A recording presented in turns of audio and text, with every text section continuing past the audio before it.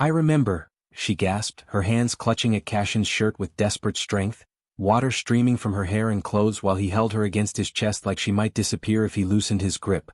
I remember you. I remember everything. I remember.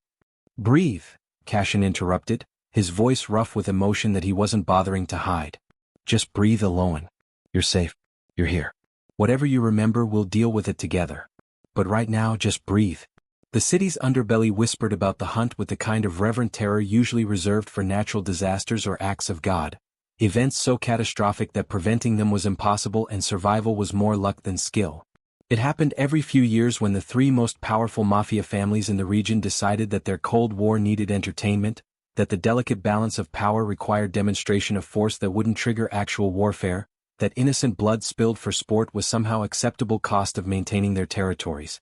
The game was simple in its cruelty: 3 burner phones planted in public spaces throughout the city, each one programmed to ring at predetermined time, each one answered by unsuspecting civilian who would have approximately 30 seconds before their entire world collapsed into nightmare they couldn't escape.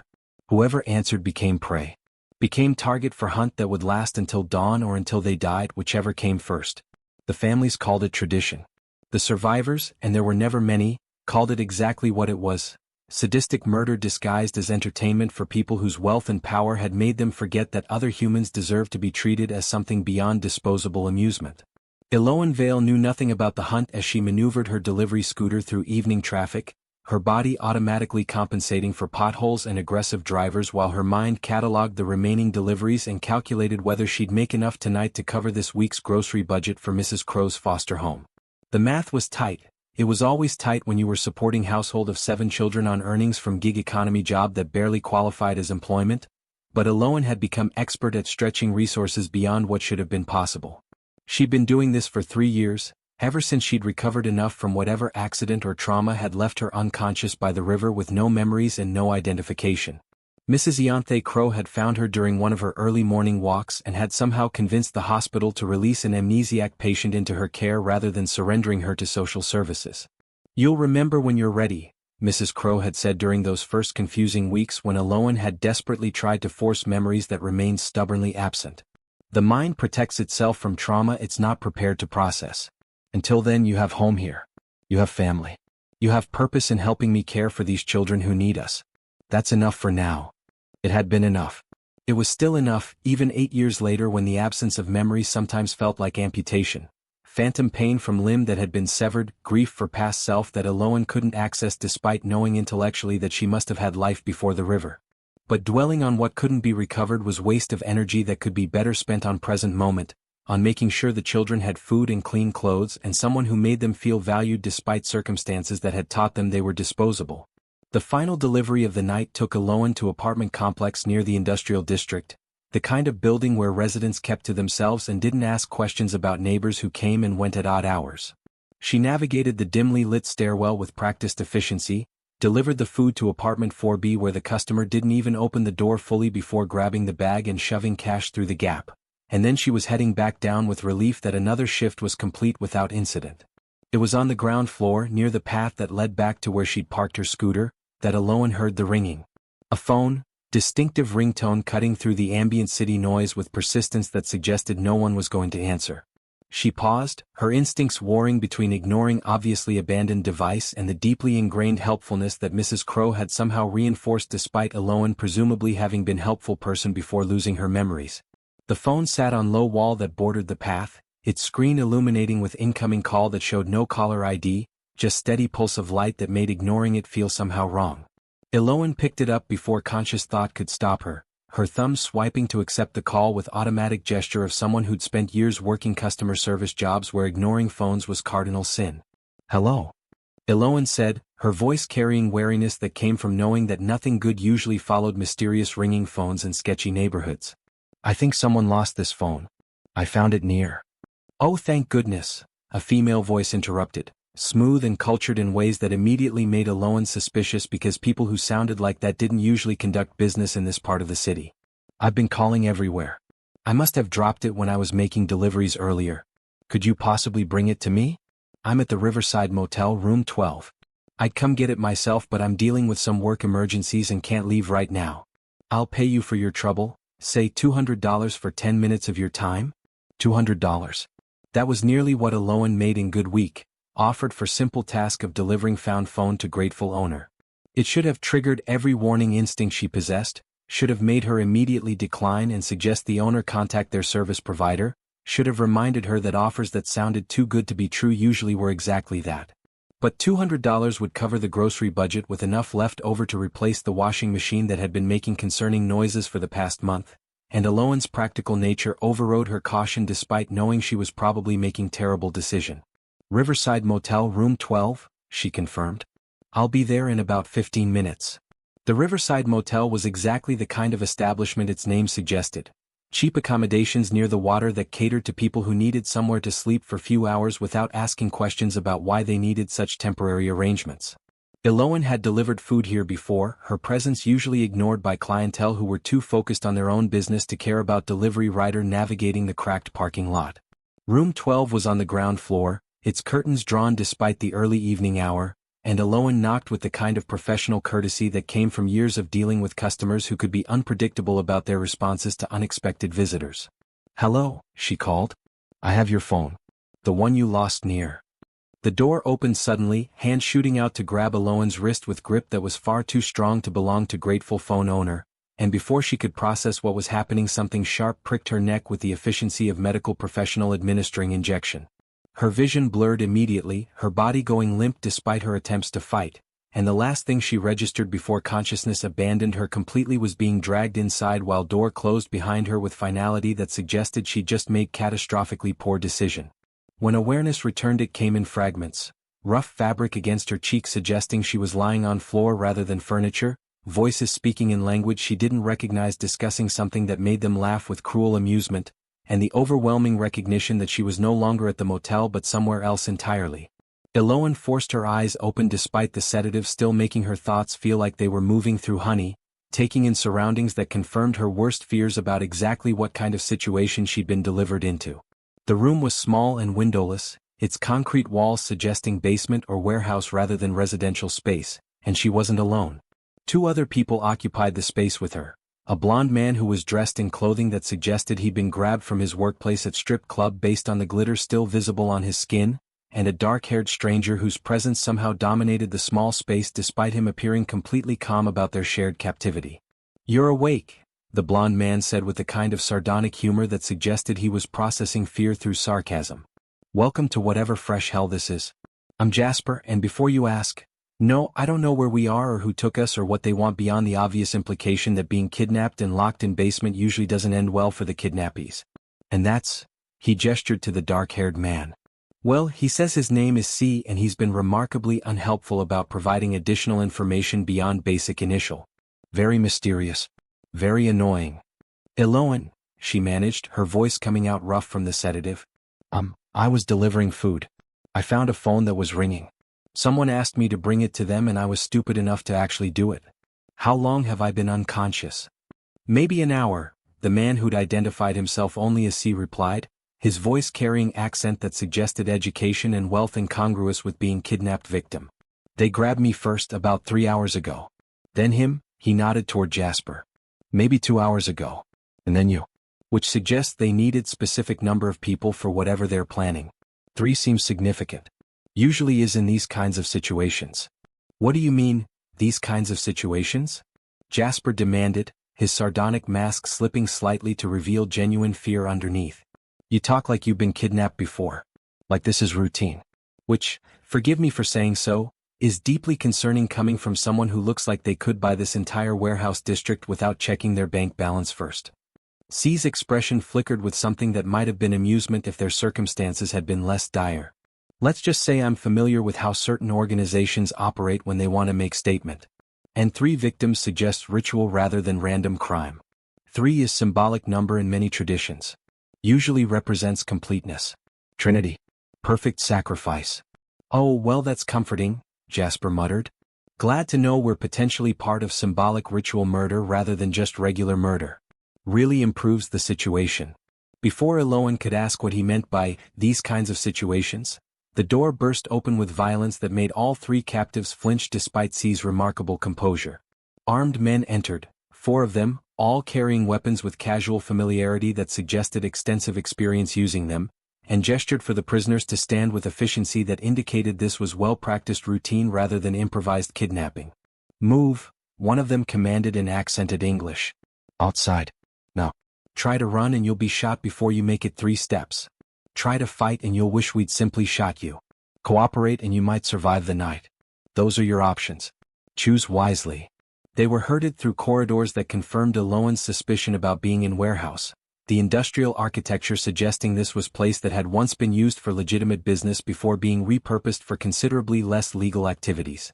Outside, the night air hit Elowen's face with shock that helped clear some of the lingering sedative fog, and she registered that they were in clearing surrounded by woods, with perhaps dozen armed men arranged in loose perimeter around what looked disturbingly like hunting party preparing for expedition. "Welcome to the hunt," a woman announced, stepping forward from the group with confident authority that suggested leadership position. She was striking in the way that expensive cosmetic procedures and designer clothing could make anyone appear, polished surface that concealed whatever humanity might have existed before wealth and power had eroded it completely. "I'm sure you're all very confused about why you're here, so let me explain the rules since that seems sporting." You 3 answered phones that were planted specifically to identify participants for game that our families have been playing for generations. "Game?" Elowen interrupted, her voice stronger now that the sedative had worn off enough for anger to override fear. "You call hunting people for sport a game?" The woman's smile was indulgent in the way that suggested she found Elowen's outrage charmingly naive rather than genuinely concerning. "Semantics, dear. Game, hunt, tradition. Whatever terminology makes you feel better about your situation. The mechanics are simple. You run into those woods," she gestured to the dark forest behind them with manicured hand that had probably never been dirted by anything more strenuous than opening champagne bottle. "And you try to survive until dawn. We pursue with whatever methods we choose. If you're alive when the sun rises, you're released with our congratulations on impressive survival skills. If you die before then, well, that's unfortunate, but it's the nature of the game. You have 60 seconds head start. I suggest you use it wisely." "This is insane," Jasper said, his voice cracking despite his attempts to maintain sardonic tone. "You can't just hunt people for sport. That's murder. That's multiple felonies. That's happening regardless of your objections," the woman interrupted pleasantly. "Your 60 seconds starts now. Run." The chaos that erupted was immediate and visceral, Jasper taking off toward the woods with speed that suggested excellent survival instincts despite his earlier sarcasm, Elowen following because standing still seemed like guaranteed death, and C, who moved with the kind of calculated precision that suggested he knew exactly what he was doing, grabbed Elowen's arm and pulled her in different direction than Jasper had chosen. "Follow me," C commanded, his voice carrying authority that made Elowen obey despite not understanding why he seemed so confident about navigation through forest they'd never seen before. "Stay close. Don't make unnecessary noise. And whatever happens, whatever you see or hear, keep running. Stopping is how you die." They crashed through undergrowth that tore at Elowen's clothing and skin, her lungs burning with exertion that was approaching her physical limits, and behind them she could hear the hunters beginning their pursuit with whoops and laughter that made bile rise in her throat. This was entertainment for them. Sport. Murder disguised as tradition, and she was going to die in these woods because she'd been stupid enough to answer ringing phone. Gunfire erupted behind them, sharp cracks that made Elowen's heart hammer with terror even before she heard Jasper's scream cut off with devastating abruptness. He was dead. The first casualty of the hunt had been the blonde man who'd processed fear through sarcasm, and Elowen would have stopped, would have turned back despite knowing there was nothing she could do, if C hadn't been pulling her forward with relentless determination. "Don't stop," he said urgently, his breathing barely labored despite the pace they were maintaining. "Stopping means dying. He's gone. You can mourn later if you survive. Right now, run." They ran. Through woods that seemed endless, through darkness that made navigation nearly impossible, through terror that made Elowen's entire body shake despite her attempts to remain functional. And then, a clearing, unnaturally perfect circle in the forest, and 2 black cars waiting with engines running and headlights off like they'd been positioned there deliberately rather than randomly encountered. A chauffeur emerged from the first vehicle, opening the rear door with practiced efficiency that suggested this was expected pickup rather than chance rescue, and C physically lifted Elowen despite her attempts to resist and deposited her in the back seat before climbing in beside her. The door closed, the car was moving before Elowen could fully process what was happening, and through the rear window she watched the forest disappear behind them with speed that suggested these vehicles were considerably more powerful than their modest appearance indicated. "What?" Elowen started, but C interrupted with gesture that suggested explanation would be provided but required patience she didn't possess. "My name," he said quietly, his dark eyes meeting hers with intensity that made her breath catch, "is Cassian Moreau. And you're not random victim who answered phone, Elowen. You're the woman I've been searching for since the night 8 years ago when I watched video of my fiancé being executed and thrown into the sea by the same families that just tried to hunt you for sport." He reached out slowly, giving her time to pull away if she chose, and touched her face with gentleness that seemed impossible from someone who just orchestrated their escape with such lethal efficiency. "You're her. You're my Elowen. And I'm taking you home." The world tilted sideways as Elowen processed information that made no sense, her mind rejecting the connection he was claiming because she had no memories of being anyone's fiancé, had no recollection of man who was looking at her with combination of grief and desperate hope that suggested he genuinely believed she was person he'd lost. "I don't know you," Elowen whispered, her hands shaking as adrenaline from the hunt finally caught up with rational thought. The leather seats of the car felt too soft, too luxurious, too disconnected from the violence they just escaped. I don't remember anything before waking up by the river 8 years ago. I can't be who you think I am because that person is dead. You said you saw her executed. How could I possibly be?" "Because bodies thrown into water don't always stay dead," Cassian interrupted gently, his thumb tracing the line of her jaw with touch that felt both foreign and somehow familiar in ways that made her chest ache. "Because people who are meant to survive find ways to do exactly that even when circumstances suggest it's impossible. Because the moment your photograph appeared on the dark web hunt registry, the moment I saw your face after 8 years of believing you were gone, I knew I had to get to you first." He shifted in the seat, and Elowen noticed for the first time the evidence of violence he'd survived. Blood on his shirt collar that wasn't his own, bruising on his knuckles that suggested recent combat, the way he moved with controlled precision that came from extensive training in killing efficiently. "I infiltrated the hunt," Cassian continued, his voice carrying weight of confession rather than boast. "Tracked the second phone via satellite. Made sure I'd be in that room with you so I could ensure you survived. And Elowen," his hand cupped her face with touch that was gentle despite his obvious emotion, "I don't care if you remember me. I don't care if your memories are gone. You're alive. That's all that matters. Everything else we can figure out together." "You infiltrated the hunt," Elowen repeated slowly, her mind trying to process the implications of what he was describing. "You deliberately got yourself kidnapped. You knew they were going to take us into those woods and try to kill us and you did it anyway. Why risk your life for someone who doesn't even remember you?" The look Cassian gave her held such raw pain that Elowen had to look away, unable to bear the weight of emotion from someone who was effectively stranger despite his claims about their shared past. "Because watching you die once nearly destroyed me," he said quietly.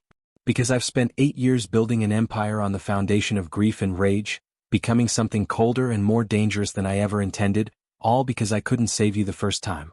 Because the moment I saw your face on that registry, I knew I'd burn the entire city to the ground before I let anyone take you from me again." The car pulled through gates that were designed to be both aesthetically pleasing and functionally intimidating, wrought iron worked into patterns that managed to suggest both elegance and threat, the kind of entrance that announced wealth while simultaneously warning potential trespassers about consequences of unauthorized access. The estate beyond was exactly what Elowen would have expected from someone who commanded the resources to infiltrate deadly hunt game, sprawling grounds that disappeared into darkness beyond the reach of strategically placed lighting, architecture that whispered old money and established power, security that was subtle but unmistakable in its presence. "Where are we?" Elowen asked, though she suspected she already knew the answer. "My home," Cassian replied simply. "Or, our home if your memories return.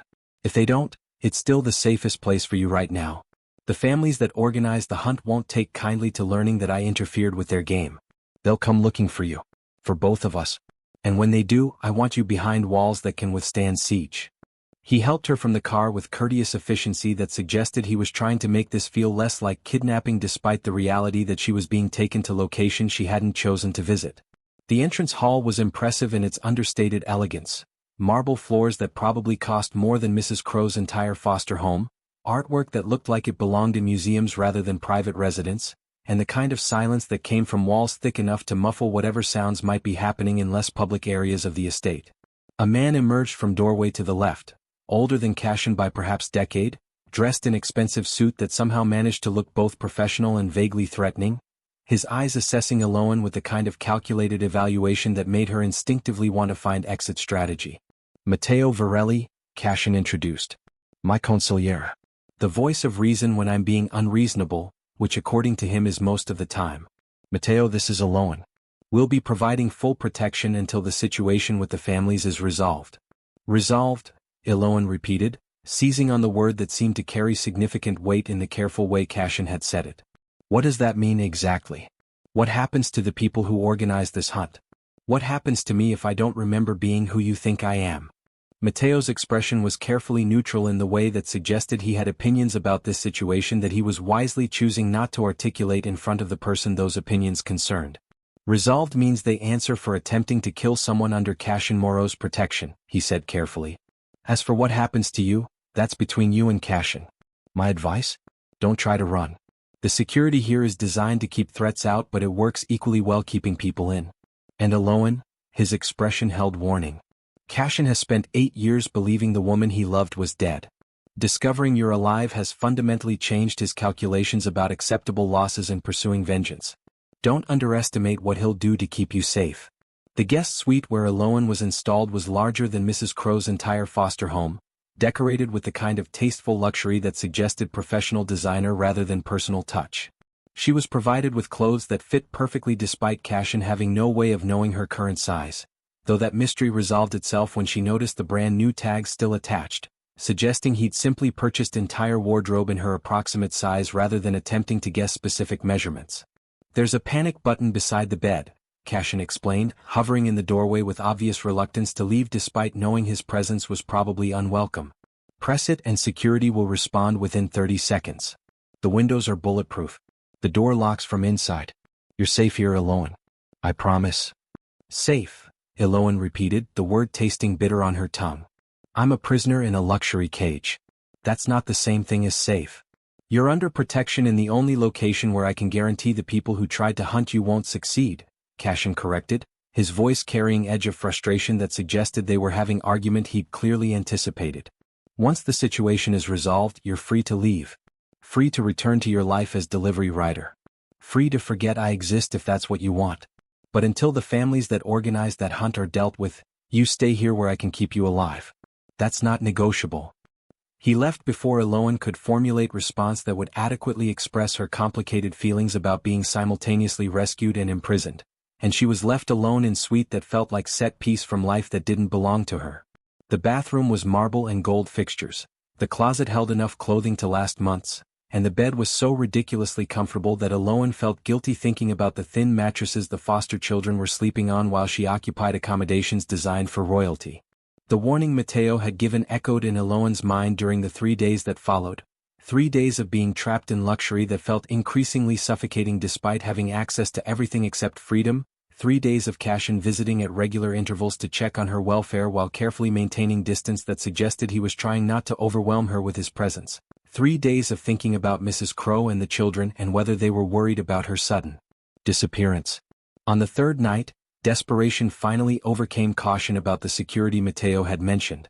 The bedroom window overlooked what appeared to be swimming pool, the drop looking survivable if she could just manage to climb down rather than falling, and Elowen had spent enough years doing physical labor that she trusted her strength to handle descent that would have been impossible for someone with less developed upper body.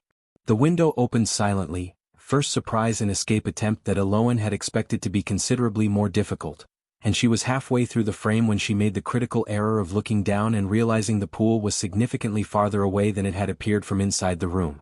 But turning back felt like accepting imprisonment, so Elowen committed to the descent with determination that didn't quite compensate for her lack of actual climbing experience.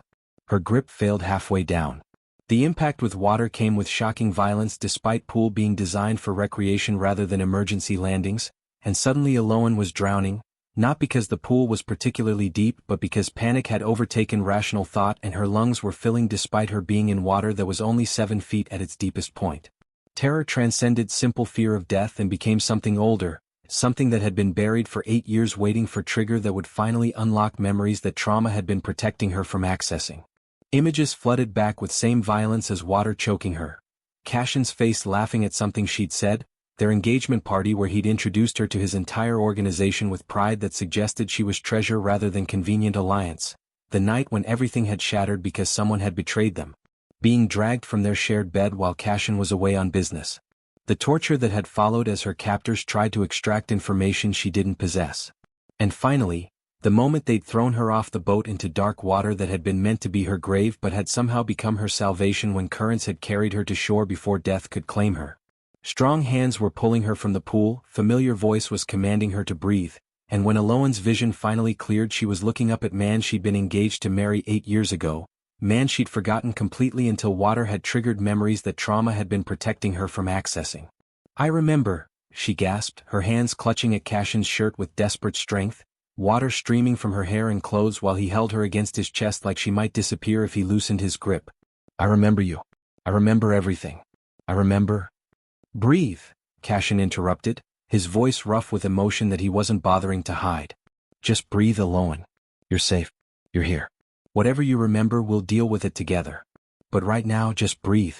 The coughing fit that followed was violent enough that Elowen barely registered Cassian carrying her inside, barely noticed Mateo appearing with towels and medical equipment, barely processed anything beyond the overwhelming flood of memories that were reorganizing her entire understanding of who she was and what her life had been before the river.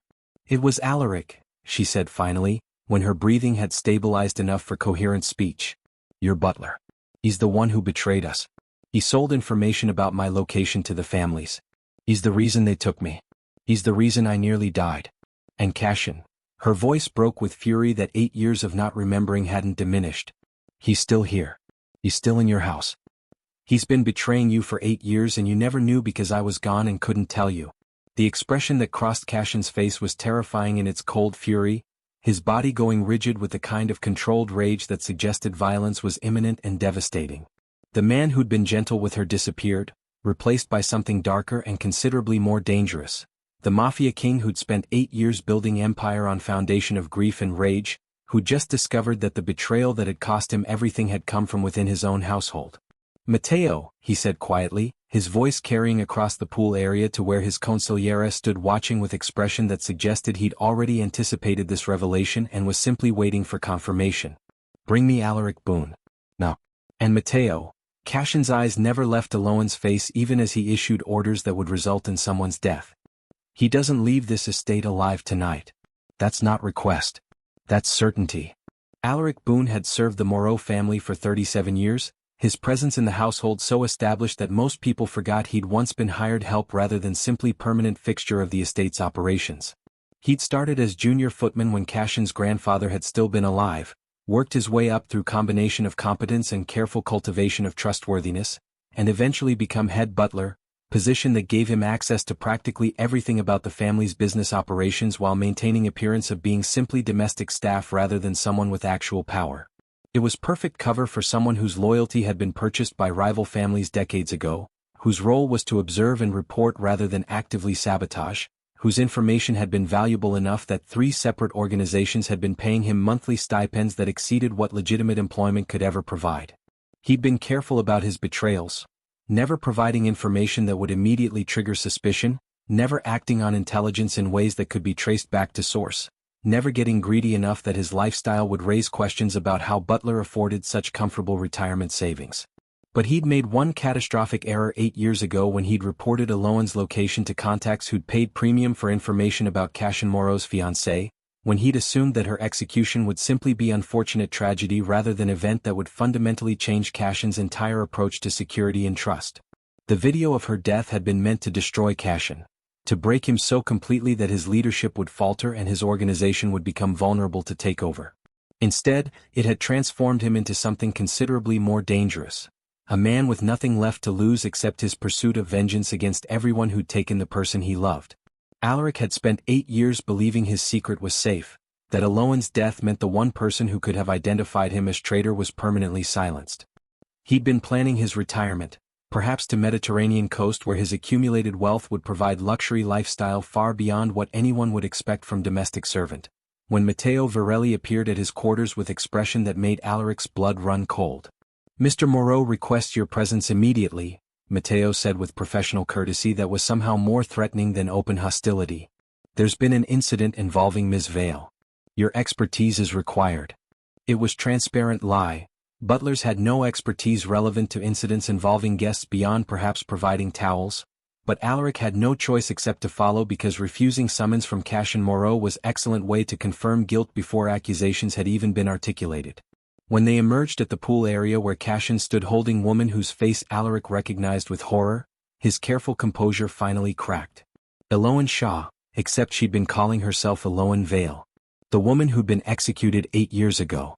The woman whose death Alaric had facilitated through his betrayal.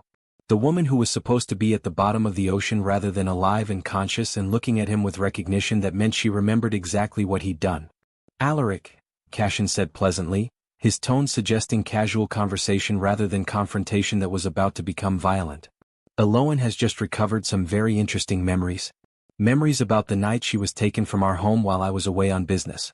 Memories about who provided information about her location to our enemies. Would you like to offer any commentary before I proceed based on her recollections? I don't know what she thinks she remembers, Alaric replied, his mind racing through possible explanations that might create doubt, but trauma can cause false memories. She's been through terrible experience. It's natural that she might construct narratives that explain her suffering even if those narratives don't reflect actual events. I would never. I've served this family for nearly 4 decades. My loyalty has been absolute. Your loyalty, Elowen said, her voice carrying cold fury that suggested her recovered memories had included significant detail, was purchased by the Valenco Syndicate, the Rossetti bloodline, and the Kadavir cartel. You've been providing information to all 3 families since before I even met Cassian. You reported my location the night I was taken. You confirmed the security schedules that allowed them to grab me without triggering immediate alarms. And you did it all for money, for monthly payments that probably seemed worth the betrayal until the consequences of your actions became impossible to ignore. The specificity of her accusations made denial futile, but Alaric tried anyway because admitting guilt to Cassian Moreau meant death that would not be quick or merciful. That's absurd. I have no connection to any of those families. My finances are completely transparent.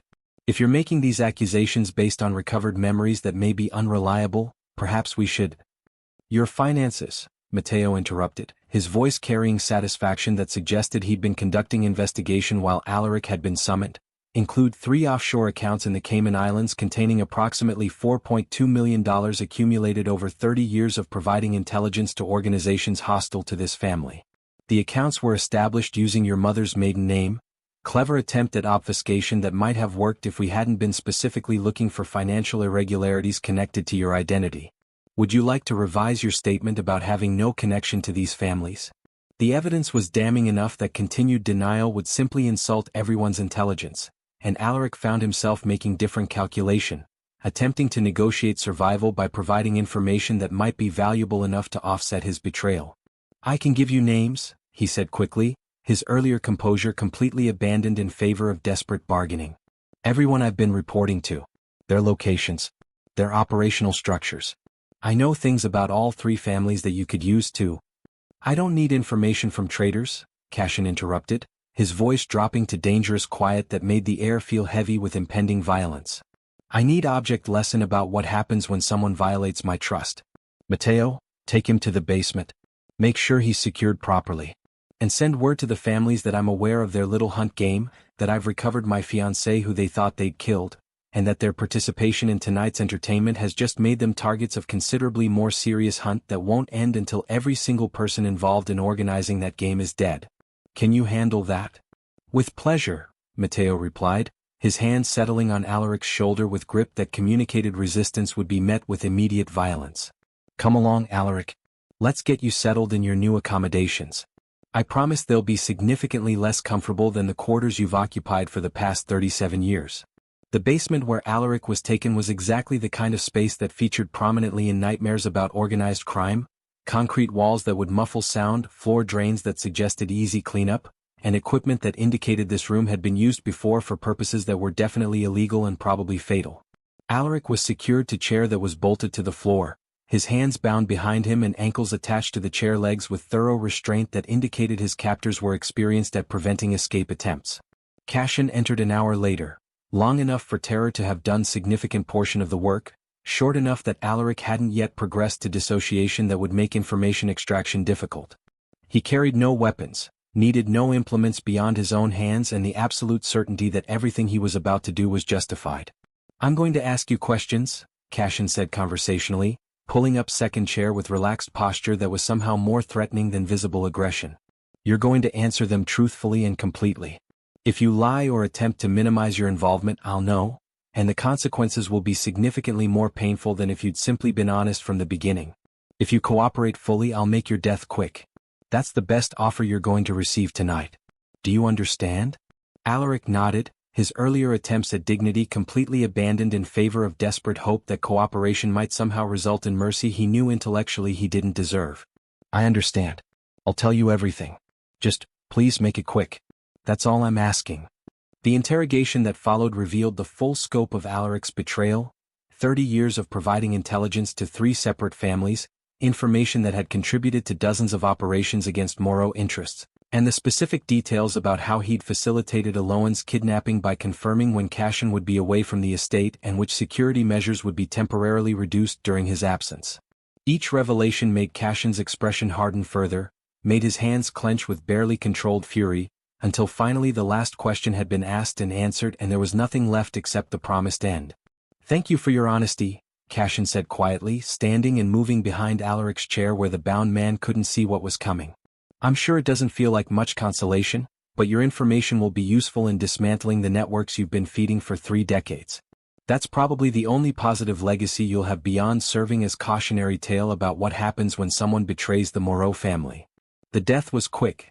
Cassian had promised that much and he kept his word despite every instinct screaming that Alaric deserved considerably more suffering. And by the time Mateo returned to the basement, the body was already being prepared for disposal that would ensure it was never found. "The families have been notified," Mateo reported, his expression suggesting he'd enjoyed delivering message that was effectively declaration of war. Their responses ranged from dismissive to openly mocking. "I don't think they quite understand what they've triggered.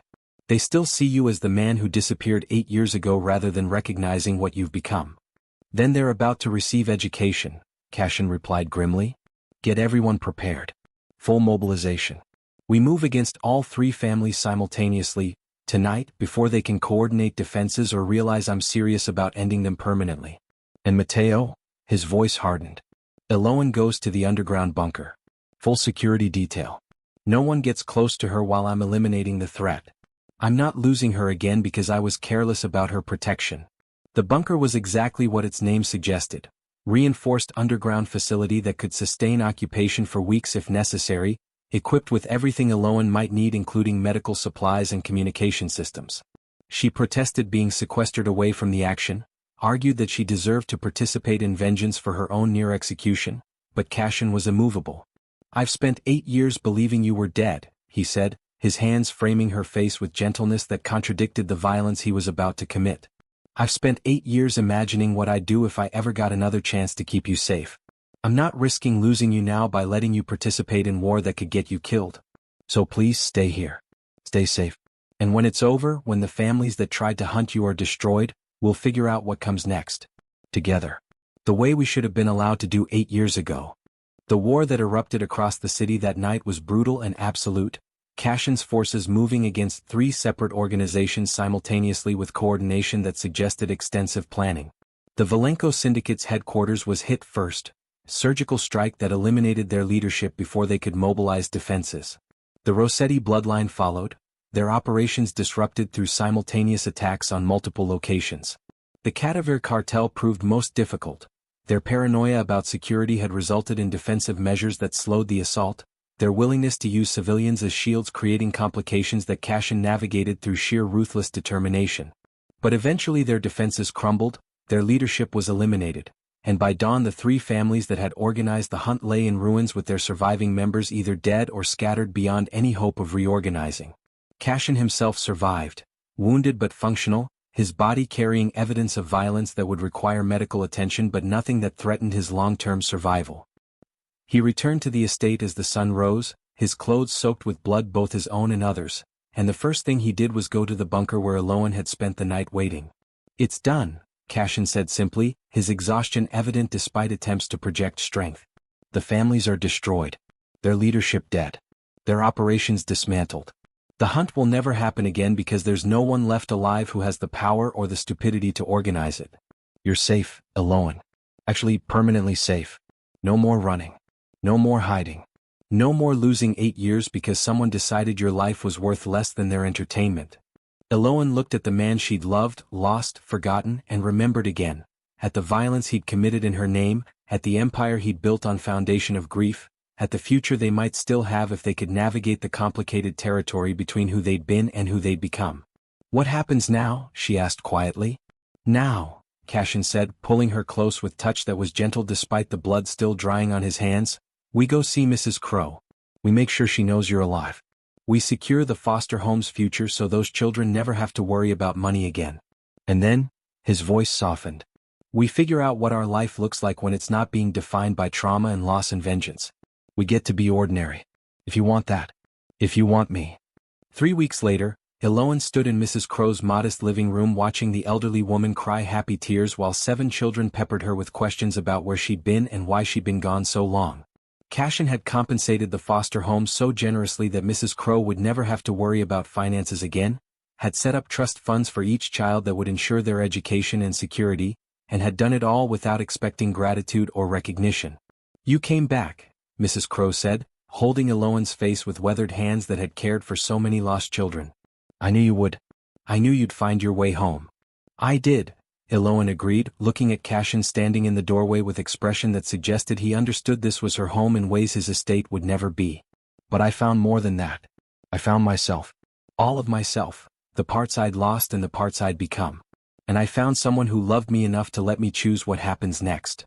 The choice, when she made it, was to build something new rather than trying to recreate what had been lost. They married not as Mafia king in possession, but as survivors reclaiming what had been stolen. Their agency, their future, their right to define their own story rather than letting it be written by people who tried to destroy them. The hunt game ended forever. The families that had treated human lives as entertainment were destroyed so thoroughly that even their names became cautionary tales rather than sources of fear.